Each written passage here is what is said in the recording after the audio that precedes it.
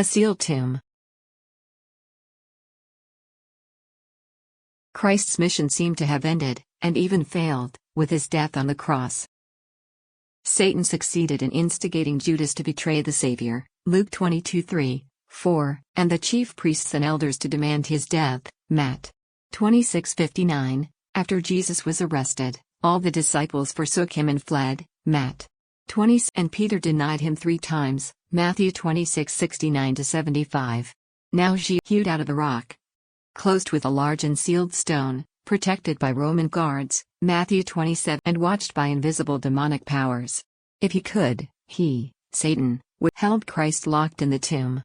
Ellen G. White, Manuscript Releases, Volume 12. During his earthly ministry, Christ had foretold not only his death on the cross, but also his resurrection, using the Eastern inclusive language, in which a fraction of a day stands for a whole day.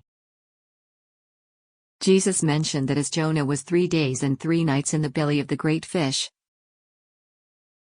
so will the Son of Man be 3 days and 3 nights in the heart of the earth. Matt 12. On other occasions Jesus underscored that he would be killed, but on the 3rd day he would rise again, Matt 16:21, Matt 17:20. The chief priests and the Pharisees were aware of those statements and took measures that they hoped would prevent his resurrection. Read Matthew 27:62-66. How did these actions only help with more evidence for the resurrection of Jesus? All security measures taken to keep Jesus locked in the tomb only made his victory over death and the hosts of evil even more noticeable because of all the precautions and measures that they took to try to make sure it would never happen.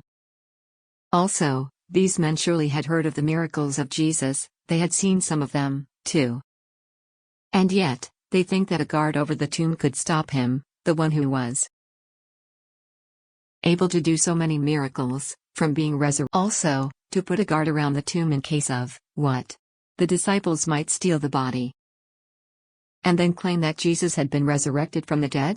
When the people would ask, "Where is the risen Jesus?" they could say, "Just take our word for it."